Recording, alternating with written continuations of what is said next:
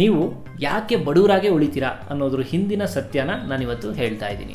ಸ್ವಾರ್ಥ ಅಂದರೆ ನೀವು ಎಷ್ಟು ಜಾಸ್ತಿ ಸ್ವಾರ್ಥಿಗಳಾಗಿರ್ತೀರೋ ಅಷ್ಟೇ ಬಡವರಾಗಿರ್ತೀರಾ. ಉದಾಹರಣೆಗೆ, ನೀವು ಜಾಬಲ್ಲಾದರೂ ಇರಿ ಅಥವಾ ಬಿಸ್ನೆಸ್ ಆದರೂ ಮಾಡ್ತಾ ಇರಿ. ಬೆಳಗ್ಗೆಯಿಂದ ಸಂಜೆವರೆಗೂ ಟೈಮ್ ಪಾಸ್ ಆದರೆ ಸಾಕು, ಕೆಲಸ ಮಾಡಲಿಲ್ಲ ಅಂದರೂ ಸಂಬಳ ಬರಬೇಕು, ಅಥವಾ ಕಂಪ್ನಿ ಬೆಳೆದ್ರೇನು ಬಿಟ್ರೇನು ನಾನು ಚೆನ್ನಾಗಿದ್ದರೆ ಸಾಕು. ಈ ಥರ ಅಂದ್ಕೊಂಡವರು ಕಂಪ್ನಿನಲ್ಲಿ ಸರಿಯಾಗಿ ಕೆಲಸನೂ ಮಾಡಲ್ಲ, ಒಳ್ಳೆ ಸ್ಯಾಲ್ರಿನೂ ಸಿಗಲ್ಲ, ಅಥವಾ ಒಳ್ಳೆ ಪೊಸಿಷನ್ನು ಸಿಗಲ್ಲ.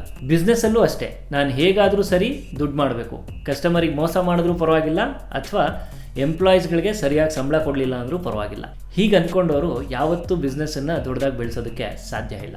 ಅಂದರೆ 4 ಜನಕ್ಕೆ ನನ್ನಿಂದ ಏನು ಉಪಯೋಗ ಆಗುತ್ತೆ ಅಂತ ಯೋಚನೆ ಮಾಡಿದವರೆಲ್ಲ ಶ್ರೀಮಂತರಾಗ್ತಾರೆ. ಹಾಗೆ 4 ಜನದ ಹತ್ರ ನಾನು ಹೇಗೆ ಕಿತ್ಕೊಂಡು ತಿನ್ನಬೇಕು ಅಂತ ಯೋಚನೆ ಮಾಡಿದವರೆಲ್ಲ ಬಡವರಾಗೆ ಉಳಿತಾರೆ. ನಿಮ್ಮಲ್ಲಿ ಸ್ವಾರ್ಥ ಎಷ್ಟು ಕಮ್ಮಿ ಇರುತ್ತೋ ಅಷ್ಟೇ ದೊಡ್ಡದಾಗಿ ನೀವು ಬೆಳೀತಾ ಹೋಗ್ತೀರಾ.